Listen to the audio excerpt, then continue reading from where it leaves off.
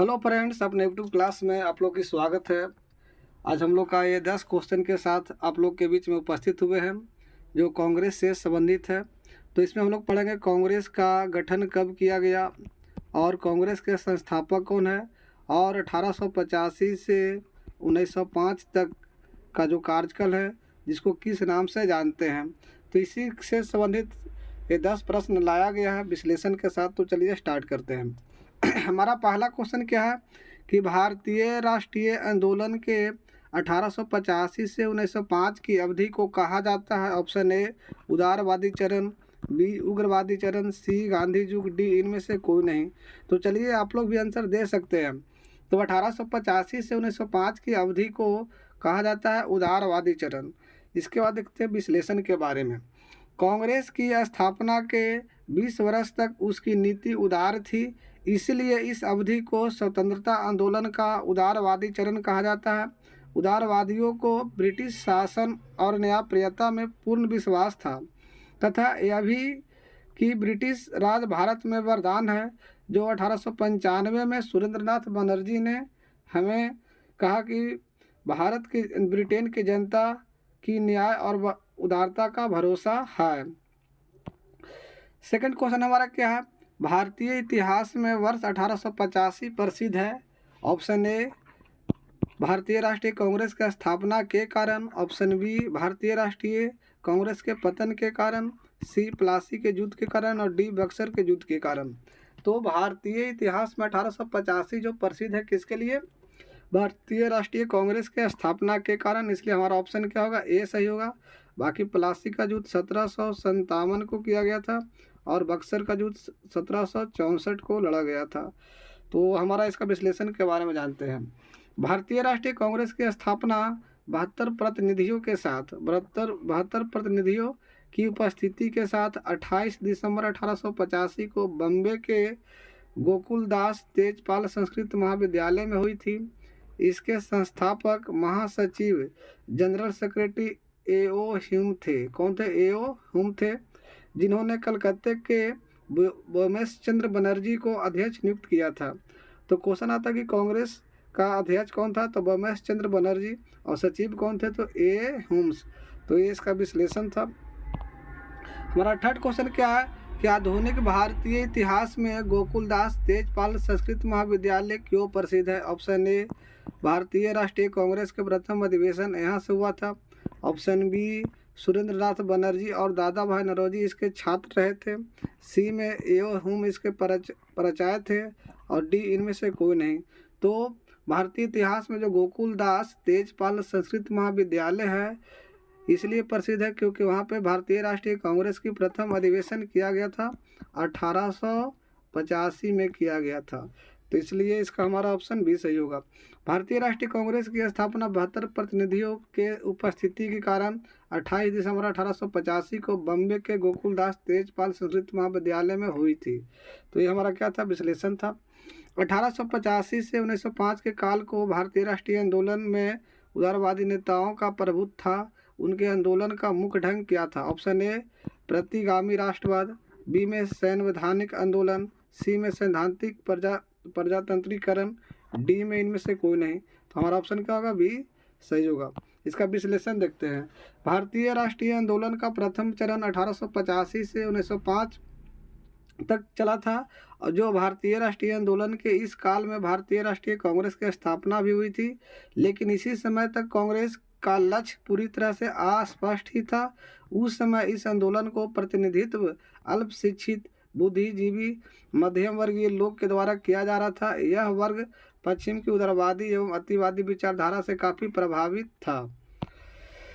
पांचवा क्वेश्चन हमारा क्या है, भारतीय राष्ट्रीय आंदोलन की पहली बैठक किस शहर में हुआ था। ऑप्शन ए कलकत्ता में, बी बम्बई में, सी में अहमदाबाद में, डी में इलाहाबाद में।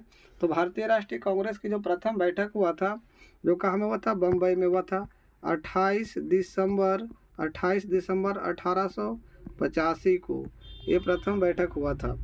तो चलिए इसका विश्लेषण देखते हैं कि भारतीय राष्ट्रीय कांग्रेस की पहली बैठक 28 दिसंबर 1885 को बम्बे के गोकुलदास तेजपाल संस्कृत महाविद्यालय में हुई थी।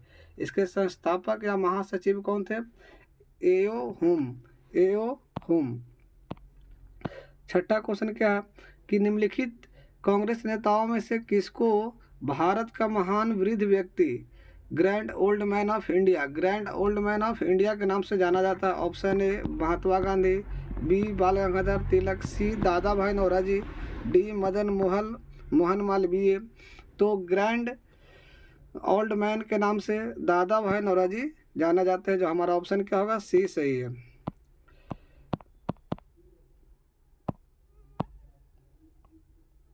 तो इसका व्याख्या क्या था? दादा भाई नौरोजी को जन्म 4 सितंबर 1825 को और 30 जून 1917 को उनकी मृत्यु हो गई थी। ब्रिटिश कालीन समय में कहा जाता है कि भारत के एक पारसी बुद्धिजीवी, शिक्षा शास्त्री, कपास के व्यापारी तथा आरंभिक राजनीतिक एवं सामाजिक नेता भी थे। इन्हें भारत का वृद्ध पुरुष के नाम से जाना जाता है। 1892 से 1895 तक ये यूनाइटेड किंगडम के हाउस ऑफ कॉमन्स के सदस्य भी रह चुके थे। जो प्रथम भारतीय व्यक्ति था और प्रथम पारसी कांग्रेस के अध्यक्ष भी दादा भाई नौरोजी ही थे। सातवां क्वेश्चन क्या है? किस गवर्नर जनरल के कार्यकाल के दौरान भारतीय राष्ट्रीय कांग्रेस की स्थापना हुई थी? Option A Lord Ripon, B Lord William Bentinck, C Lord Dufferin, D Lord Curzon. तो कांग्रेस की जो स्थापना किया गया था 1885 में, उस समय वो भारत में किसकी कौन से गवर्नर जनरल की कार्यकाल था? तो लॉर्ड डफरिन के शासनकाल में कांग्रेस की गठन किया गया था। तो ऑप्शन हमारा सी सही है। लॉर्ड डफरिन का जन्म 21 जून 1826 को, मृत्यु 12 फरवरी 1902 को हुआ था और 1884 में लॉर्ड रिपेन के बाद भारत का वायसराय बनकर आए थे और वह 1884 से 1888 तक भारत का वायसराय एवं गवर्नर जनरल रहा। समान तौर पर उसका शासनकाल शांतिपूर्ण था, लेकिन तृतीय बर्मा युद्ध जब 1885 से 86 में होता तो उसी के कार्यकाल में हुआ था, जिसके फलस्वरूप उत्तरी बर्मा ब्रिटिश भारतीय साम्राज्य का अंग बन गया। और लॉर्ड डफरिन के कार्यकाल की सर्वाधिक महत्वपूर्ण घटना है 1885 में भारतीय राष्ट्रीय कांग्रेस की प्रथम अधिवेशन बम्बई में होना। तो यहाँ पे क्वेश्चन काफ़ी इंपॉर्टेंट होता है कि कांग्रेस की स्थापना 1885 में हुआ था। कहाँ में हुआ था? तो बम्बई में हुआ था। और इसकी अध्यक्षता कौन किया था? तो बोमेश चंद्र बनर्जी। तो आप लोग याद रखिएगा। इसके अलावा हम लोग का 8वां क्वेश्चन क्या है कि भारतीय विश्वविद्यालय अधिनियम 1904 किस वायसराय के काल में पारित किया गया था? 1904। तो ऑप्शन ए है लॉर्ड लिटन, बी है लॉर्ड कर्जन, सी है लॉर्ड रिपेन, डी है लॉर्ड हार्डिंग। तो आप लोग को पता है कि 1904 का जो तिथि है जो बंगाल विभाजन से संबंधित है, तो इसलिए इस समय भारत के जो गवर्नर जनरल था वो लॉर्ड कर्जन के शासनकाल में ये अधिनियम भी लाया गया था, भारतीय विश्वविद्यालय अधिनियम 1904। तो हमारा ऑप्शन क्या होगा? बी सही होगा। हमारा 9वां क्वेश्चन की व्याख्या करते हैं। भारतीय विश्वविद्यालय अधिनियम 1904 लॉर्ड कर्जन के समय पारित किया गया था। लॉर्ड कर्जन ने भारत में शिक्षा और आर्थिक सुधार के लिए मुख्य रूप से कार्य किए थे। भूमि पर लिए जाने वाले भूमि कर को अधिक उदार बनाए जाने हेतु तो उसे भूमि प्रस्ताव भी पारित किया था। तो भूमि प्रस्ताव किसके शासनकाल में पारित हुआ? तो लॉर्ड कर्जन के शासनकाल में।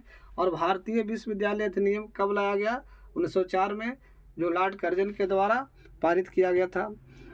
9वां क्वेश्चन क्या है कि भारतीय सिविल सेवा ICAS में चुने गए पहले भारतीय का नाम क्या था? Option A Satyendra Nath Tagore, option B Sarojini Naidu, C Lala Lajpat Rai, D CR Das. तो सिविल सेवा में चुने जाने वाला प्रथम जो भारतीय था जिनका नाम था सत्येंद्र नाथ टैगोर। इनके बारे में कुछ व्याख्या है कि लॉर्ड कॉर्नवालिस को भारत में लोक सेवा का जनक कहा जाता है। तो ये भी ध्यान में रखना है कि लॉर्ड कॉर्नवालिस को भारत में लोक सेवा का जनक कहा जाता है, लेकिन इंडियन सिविल सर्विस के लिए चुने जाने वाला पहले भारतीय सत्येंद्र नाथ टैगोर हैं। ए रविन्द्रनाथ टैगोर के बड़े भाई थे।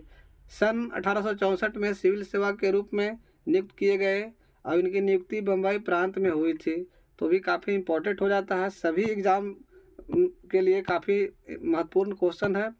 चलिए आज का हम लोग का लास्ट क्वेश्चन है कि इंडियन नेशनल कांग्रेस के संस्थापक कौन थे? Option A Womesh Chandra Banerjee, B में माइकल ह्यूम, सी में एलन ऑक्टेवियम ह्यूम और डी में क्या है? महात्मा गांधी। तो ICAS के जो संस्थापक थे जो कौन थे? A.O. ह्यूम थे। कौन थे? A. ह्यूम के द्वारा जो स्कॉटलैंड के निवासी थे, स्कॉटलैंड के निवासी थे। तो इसके बारे में जानते हैं। एलन ऑक्टेवियन ह्यूम ब्रिटिश कालीन भारत में सिविल सेवा के अधिकारी और राजनीतिक सुधारक भी थे। वे भारतीय राष्ट्रीय कांग्रेस के संस्थापक में से एक थे और 1849 में अधिकारी बनकर सर्वप्रथम उत्तर प्रांत के जनपद इटवा में आए थे और 1857 के प्रथम विद्रोह के समय इटवा के कलेक्टर भी थे। तो ये 1857 से ही जुड़े हुए थे, लेकिन इनके द्वारा ही भारत में राष्ट्रीय कांग्रेस का एक मंच दिया गया जो काफ़ी इम्पोर्टेंट होता है। लेकिन यदि ये क्लास आप लोग को अच्छा लगता है तो आप लोग हमारे चैनल पे जुड़ जाइए और यदि अभी तक सब्सक्राइब यदि नहीं किए तो कर लीजिए। और मैं प्रत्येक दिन आपके लिए 10 क्वेश्चन के साथ उपस्थित रहेंगे। चलिए, धन्यवाद।